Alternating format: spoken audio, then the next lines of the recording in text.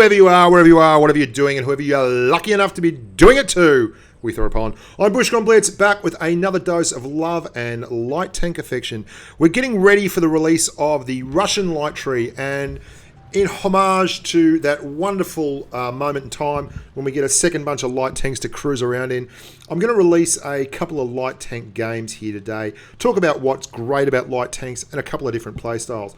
Notably the Ru251. Today we're going to be using him to exemplify the balls out YOLO spotter, which is a fantastic modus operandi for any light tank to get up and involved in. And you can see straight away there, 1, 2, 3, 4, 5.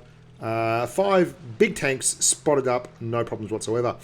This is a Patreon-sponsored post. If you haven't heard about Patreon, I've got a pretty awesome community of human beings. We've got voice channels, we've got chat channels that we're in all the time. We do regular events, boot camps, we like to call them, where they all get together and blow me the hell up pretty much. We also have Patreon or sponsor-only videos available on www.bushkaonblitz.com. There's a lot of other stuff on that channel, on that webpage, so you could probably go and have a look at that anyway if you haven't seen it. But back to the light tanks. Oh yeah, by the way, click on the link if you want to join in on that sponsorship thing. Balls out YOLO. This is the first martial arts style we're going to be looking at today. The second one is going to be the considerate, thoughtful spotter and tank that likes to live a little bit longer. I've been through the respawn of the Reds here again. Well, that's the first time through the respawn, I guess. I was just running the hill and checking the respawn before. I'm paying particular attention to that IS-3 defender, guys, because he is a very good player. He's a member of the PLV clan, Pour le Victory, on the Asia server for the Victory, which is actually a clan chock full of unicums, and I'm very wary of an IS-3 defender that's got a near 70% driver in it. But I've gone nuts out here. I have spotted everyone. I've spotted all 7 tanks. I spotted 5 on the first run, and then we picked up the Waffle Tractor and SU-101 at the back on the second run through. What this does, it's not terribly effective for putting damage on, but it works on 2 fronts. And there's a reason why my light tanks are some of my best win rates, but my lowest damage outputs. It really gives the Reds a disjointed profile in attack and ruins their gun line. What do I mean by that? Basically, the red guys will get a couple of people on the team who just will tunnel in. There's no other greens spotted. No one else on your team will be spotted if you roll up like that. They will just, and some maps you can't do it. Some maps there is simply too much incoming fire, and you will be seen and you will be dispersed atom-like across the countryside. But some Reds will tunnel on a single target because there's no one else spotted on the radar, and they'll drive towards you. They'll put themselves in compromising positions. They'll allow themselves to be shot by snipers from your green team, and that's the second part. It will definitely allow your team, the guys on your team who maybe are newer players or don't have the best idea on tactics or what they should be doing, it will give them targets and move them towards the enemy. You can see where our line is here. Look at we've got 4 tanks on the middle line of the map on Vineyards, which is absolutely unheard of. And we are actually winning both the gun and hit point battles. So we've got more guns than them now, and they've got more targets in hit point distress. And we've put the IS-3 defender, who is easily their best player at nearly 70%, under hit point stress as well. And that gives us a huge advantage. They can't be really bolshy here. They can't be aggressive. And just quietly, the SU-101 in the bottom, the southwestern corner, he's given up. He stopped moving. I don't know why. I don't know what happened, whether he decided it was all over, but yeah, he stopped. So that's the thing. It stops the Reds. It splinters them. It makes them very disjointed. You can get 3 or 4 trapped on one side of the map and 1 in the middle and a couple other in the other corner, which is exactly what happened here. And it gives the greens targets, and it moves the people on your team who otherwise might be sniping or sitting at the back or waiting and doing nothing. And it gives you map control. Have a look how much of the map we've covered and how much we have covered. We've got a Waffle Tractor, which is a tier 9 TD, which is far and away the most deadly tank on the battlefield for them. Even though I think it's a bit of a weak tank, if you allow it to snipe from the back and not be spotted at all times, it gets away with blue murder. I mean, it's got a great gun. It can put some hurt on. They've got a T-54 stuck in a corner because he was spotted as soon as he came out. Look at it now. It's 6 on 3. I mean, it's an easy win. The other style is quite different, but it shares some commonalities. The main thing you're doing in a light tank, and which you should be doing, and you should notice in your stats, go and have a look at your stats. If you're not spotting a couple of targets every time out, averaging a couple of targets spotted in every game, then you're probably not doing it right, because light tanks can contribute the most to the game by just getting out there and spotting. If you give targets to your team, you're far more likely to have the enemy hit. And if you spot them first before they spot you, then guess what? It's far more likely that you're going to get the first shot in, and you're going to have multiple guns on one target at a time. And that means you're probably going to win more often. Now, like I was saying earlier, some of my best win rates in tanks are in light tanks. And there's some of my worst damage numbers in terms of average damage, like the VK2801 springs to mind. There are some light tanks that can brawl. The 2801 can. The Ru251 can Circle of Death stuff, but it doesn't want to be in a brawl. It's like a Leopard PTA. It's softly. And we're going to go down and pad the stats here and get over 2k damage, because we do go down to this SU101 who's given up the ghost and moved behind his little bit of camo there and then stopped dead. We can't hit him from the side. You idiot, Bushka. And the second game we're going to play is going to be more of that role where we get out there, we spot some targets, but we don't do it while putting ourselves at risk or relying on speed, which is certainly a huge part of the light tank arsenal. But speed shouldn't be the be-all and end-all, because admittedly it's very hard to hit an 80km/h tank, but it's not impossible. It's happened to me. You can see there, 7 tanks spotted, 1200 assisted damage, but really the joy of it all. Oh, and there we go. We did check out Liverbirds. You see, nearly 70%. Very good play.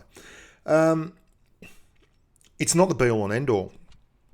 People will hit you on occasion. And you saw there, I didn't end up with a full host of hit points at the end of it. And I took risks, but they were calculated risks. Now, that map is perfect for it because it allows you to bridge a hill in the middle and get back down into cover while you probably have cover from people behind you. And this is certainly the case too on Dead Rail. Here I am in the Sp1C, not the Spic, it is the Sp1C.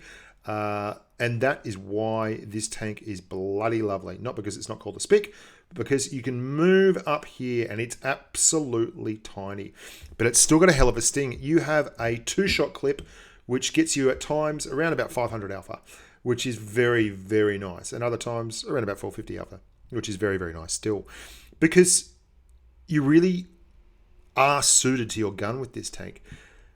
You come from cover, you fire twice, you bugger off, you reset your camo, and you come back and do it again.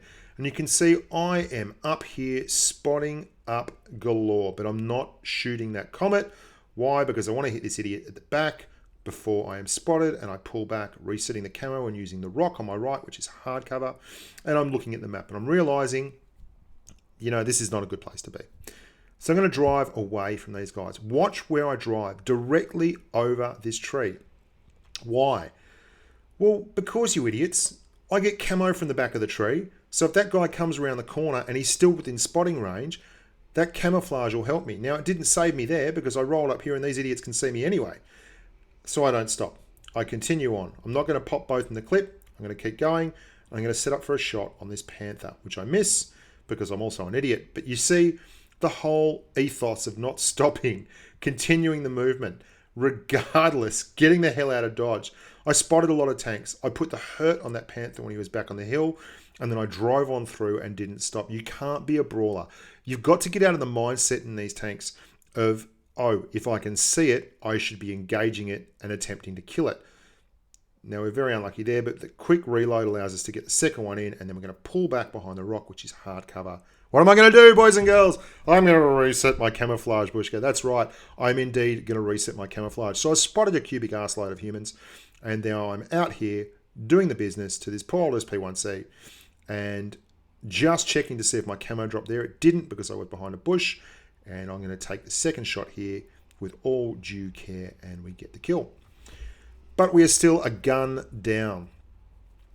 Now, anytime someone starts calling you a coward or an idiot and you're not engaging people, remind them that they're stupid. Because the amount of times I've been called an idiot by people while driving a light tank that has paper-thin armor and absolutely no hit points just because I've moved to a place with cover and they're stupid enough to go and stand in the middle of a field and tempt people to kill them, it boggles the mind. There are so many numpties out there, it's crazy. And you can see with this tank, and this is something that's going to be more apparent when the Russian lights get out there. It's not tough at all, but the Russian lights will have turret armor. The 54 light is going to have effective armor, including the slope and such on its turret, of in excess of 200 millimeters in places. So you're going to have to get used to tanks that are a little bit tougher as lights, but still always remember the chassis and such on those kind of tanks is going to be very, very soft, and you'll be able to pen it for the most part with AP rounds all the time. You're going to be very unlucky to get bounces off, and it probably won't be the armor profile as much as it will be the actual angle and the slope. And we've taken it really, really easy here, and we're waiting for this other Sp1C to turn up to actually engage this fellow. Now he's pushed down the Comet below me, and I've pushed all the way up here and back in hardcover again. So the first game you saw was the mad YOLO bastard who just goes nuts deep into enemy territory and either spots everyone and comes away an instant hero, or gets eviscerated by every gun in the game. This is the more thoughtful. I don't have many hit points. I've got a nasty gun that works very, very, very quickly and then has to reload for 12 seconds. Why don't you come over here and play it smart and get killed, rather than the let's just roll through town firing willy-nilly. And that's all well and good. And that Sp1C on our team is doing the right thing. He came over here, he had far more hit points than I did, and he's using them to actually draw the Comet, take some shots, and I'll be reloaded soon, and Bob is your mother's brother. So two very different game styles. And I got to say, I apply myself to this game style far more than the other one. But every once in a while, you've got to unleash Hell Maximus. You've got to let the hair down and be a bit silly and just roll around like an idiot. And what I'm going to do here is drive past this Stir Emil and get on the other side of him and just put a couple in here. Don't even need to use the second one. And I'm just holding him while the Sp1C behind me gets himself set up. And then he reloads, and I'm not moving. Now, this is smart gameplay simply, and it's pretty obvious to everyone. If this isn't obvious to you, just to outline what's happening, I'm holding the red target that doesn't have a turret in place while my erstwhile companion is nutting him from the back. And there we go, we get our 5th kill. Spotted a cubic arse load, blew up a lot of people, 5 kills, 3k damage. We got the mastery badge for that one. And that's probably more how you should be playing a light tank. The joy of the Russians is going to be they can really bounce a shot a lot better than an Sp1C or an Ru251. They don't have the view range of those guys, and they don't have the top end, the 80 kilometers an hour that an Ru does. But they'll do 70, which is pretty bloody nice. And they've also got pants gun depression. So that can really come back to haunt you. That can be a bit of a negative. They don't have the HE as well. The Ru has an oft underutilized high explosive round that has 105 millimeters of penetration, which is a big ass amount of penetration for a HE round at tier 8. As always, boys and girls, I hope you enjoyed that. Get pumped up for the light tanks. They're going to be great fun. I can't wait to get out there and drive one. I'm going to try and nut out a couple of reviews if they come out in time. But on the 10th of this month, I'm off to San Diego. I won't tell you what Ron Burgundy said the Germans called San Diego, because that was Anchorman and we don't need to go there. But looking forward to it. Should be a great giggle. Going with the missus. Going to have a great old time. As always, patron, if you haven't sponsored the channel, you'd like to sponsor the channel, click on the link here. You'll enjoy sponsoring the channel. Everyone does. It's why we get content every freaking day, and why I love you guys better than a fat kid loves cake. Onwards and upwards, human. Look after your family and stay safe on the battlefield.